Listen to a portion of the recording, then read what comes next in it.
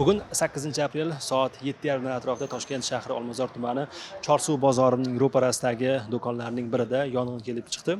Kunuz voqea tafsilotlarini o'rganish maqsadida yong'in sodir bo'lgan joyga yetib keldi.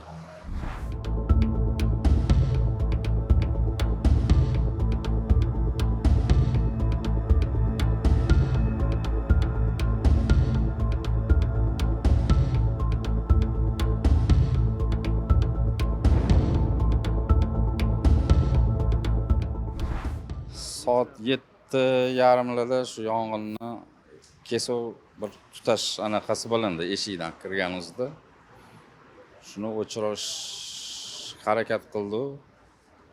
Qarasak qo'limizdan kelmadi. O'sha yong'in o'sha ichkaridan bo'lgan, ozgina iskirab bo'lgan. Mana shu elektrdan chiqqan yong'in darvozani ochganda endi havo, kislorod kirgandan sal kuchaydi.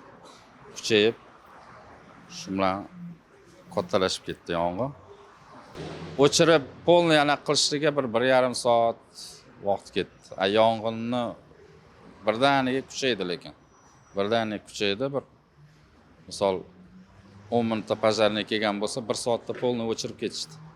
Do'kon qisman 50% yongan. 5-6 millionlik tovar yondi. Taxminan edi. Bundan ko'p ham bo'lishi mumkinmi? Bundan ko'p bo'lishi mumkin. Bizning hisobimiz bo'yicha shuni qarab chiqdi. O'zimiz ham endi mana kirdi. Tepada ko'p narsa qolgan. Oxirigacha yonib ketmagan. Birovlar aytayapti, qisqa tutashuvdan bo'lib chiqqan bu deyapti. Shunga aniq o'zingiz bildingizmi aka sababini? O'sha elektrdan chiqdi deb o'ylayapmiz. O'sha qisqa nima zamakaniya bo'lib rozetkadan chiqqan deb o'ylayapmiz. Wi-Fi ga tushgan, rasmga tushgan. O'shani o'zi ancha ko'rsatib berdi. Rozetkadan chiqqanligi ko'rindi-da.